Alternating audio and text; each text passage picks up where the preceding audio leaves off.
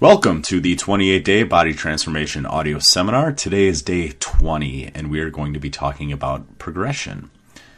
We're talking about the most important thing you are probably not doing in the gym.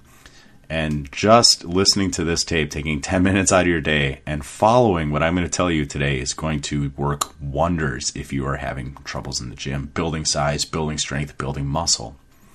You see, progressive overload is the fundamental concept that makes every single routine work.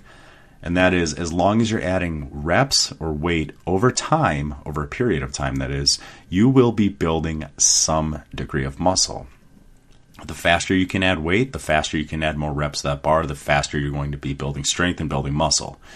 Now, listening to the last 3 days of your audio lessons, if your workouts are intense, if you're limiting your volume, if you're giving your body what it needs to recover, adequate rest, adequate protein, you should get stronger every single workout until you reach your genetic potential. And I say that without the slightest bit of hesitation.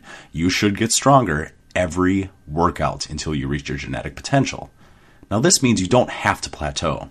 And a lot of people think that, you work out, first couple months go well, then you're going to hit a plateau, and you're going to be stuck at that for a while, maybe 4, 6, 8 weeks, God knows how long. It doesn't have to happen. Failure to increase strength in successive workouts requires an immediate evaluation and adjustment. If you are not getting stronger, you can objectively determine the cause, and you can take that corrective action immediately and be stronger again in your next workout. So, let's assume you went 3 workouts in a row without a strength increase. And because everybody loves big biceps, let's talk about barbell curls. Let's say that you're curling a, 95-pound barbell, and you can't seem to do it more than 8 reps. The first question you should immediately ask after your set, not considering your previous workout, but the second you finish your set of barbell curls is, could I have put any more effort into that set? Now, the objective answer is yes. You always have the tiniest little bit of more effort, more energy, more focus, more concentration, more power that you could have put into that weight, that you could have put to just eke out the tiniest little fraction of one more repetition. However, you need to work out with sufficient intensity such that when you analyze that question immediately during and after that particular set, every fiber of your body is screaming a resounding no, that you gave all of yourself. You gave your heart, you gave your soul, you gave every bit of your effort, energy, and focus and passion into that one rep. That was your sole concern. The gym could have been burning around you, but goddamn it, you were going to finish that one repetition and you were going to do one more after that. That needs to be the mindset that you have, and that needs to be the level of intensity that you're generating every single set, every single rep. Now, assuming you worked that hard, and like I said, we always have a little bit more than we can give, but you need to work out so sufficiently intense that you feel that you gave every single bit of your body, your mind, and your soul into that rep. And if you feel that you worked out that hard and you're still not making progress, well, the next thing you need to do is consider how much volume have you been performing. If you are working out that hard, consider reducing that volume down to as little as 1 set. You might be performing too much volume. The more volume you perform, you create a deeper inroad to your recovery. It's like digging a hole in the road. Before you can pave a new road, or fill a pothole. Let's just say filling a pothole. Because I'm here in Wisconsin and this winter and the salt and the plows are hell on roads. The deeper you dig that pothole, you first have to fill it up before you can pave the new road on top. So the more volume that you're performing, especially if your intensity is sufficiently intense, the deeper you're digging that pothole, and it requires some of your body's recovery ability. And again, we only have a fixed amount of bioavailable resources known as recovery ability to start filling in that hole. We first have to fill that in. So you might be working out with sufficient intensity, but if you're doing 3, 4, 5, 6 sets with that much intensity, you might be putting too great of a stress on the body and then just can't fully recover from it, let alone have enough resources left over to actually overcompensate and strengthen and build that muscle. So consider reducing your volume if you're working out with sufficient intensity down to as little as 1 set. Finally, look at recovery. Should you have waited longer between sets? Or maybe cutting that rest period before that set of bicep curls too short? Should you maybe have taken an extra day or 2 between workouts? How's your diet been? Go back and listen to yesterday's tape. Are you giving your body exactly what it needs to fully rest and fully recover from that incredibly intense resistance training workout? Now, these need to be brutally honest assessments. Do not rationalize if you mess that up. If your intensity is not there, don't say, well, I work out harder than most, or, well, my workouts are getting better. You need to be brutally honest with yourself with these questions, because only by being brutally honest with yourself will you determine the underlying cause of why you're failing to make progress. Now, assuming that those three areas have been on point, there's two primary possibilities to consider. The first is you might need to work on that long-term recovery. You might need an extra week off. You might have some systemic issues. You might need a little bit more rest. Maybe your time of day, you're just not fully focused, fully awake. That's a possibility. The second one that some of you guys might need to consider is you might be near or at your genetic potential. So consider the first and take the time if you need it.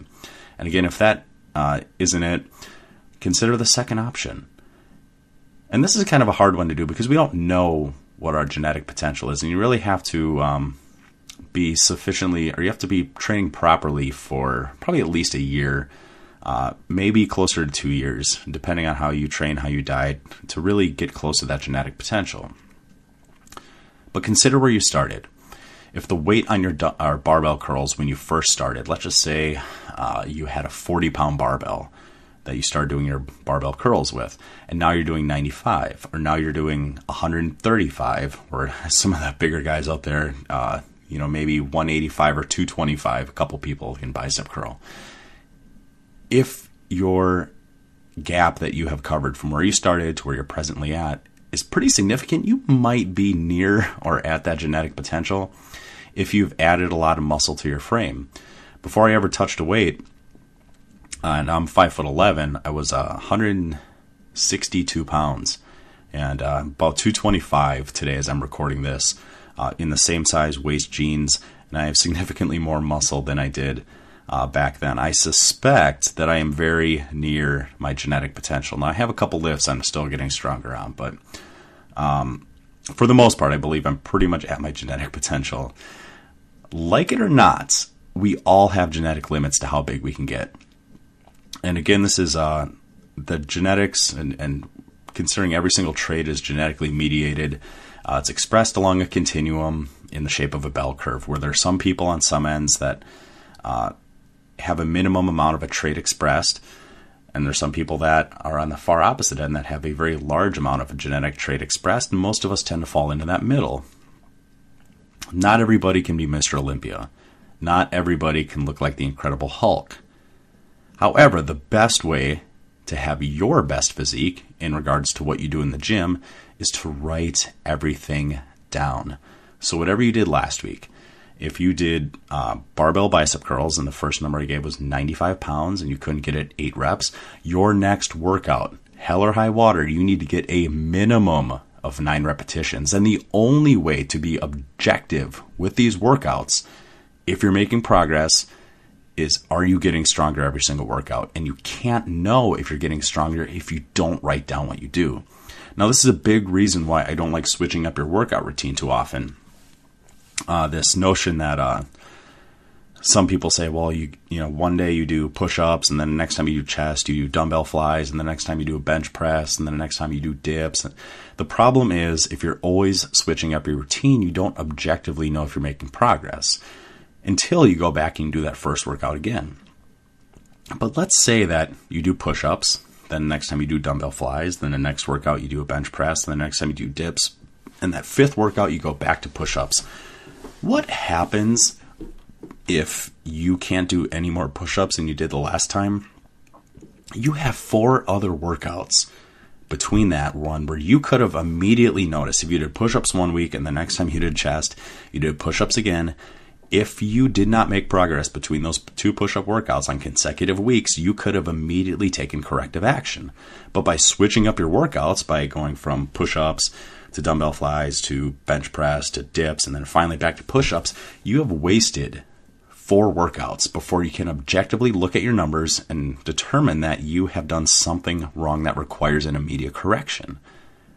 If you are getting stronger every single workout, I suspect that you won't have a strong desire to switch up your workouts because you're going to enjoy the progress that you're making on a daily or weekly basis. I think it's funny that people get so excited about a PR. You ought to be hitting a PR every single set, every single workout until you hit your limit. You know, weight training for the first 6 months, 1 year, maybe even 2 years, as long as it takes you to get to that genetic potential, ought to be damn exciting because you don't have to plateau. You should be getting stronger every workout. You should be building muscle. And if you're not, I have outlined the steps over the course of this tape of how to take immediate corrective action to continue making progress until you hit that genetic potential. Thanks for listening, man. That is your assignment today. If you are not, start writing everything down. I don't care if you bring a notebook to the gym. I don't care if you text yourself.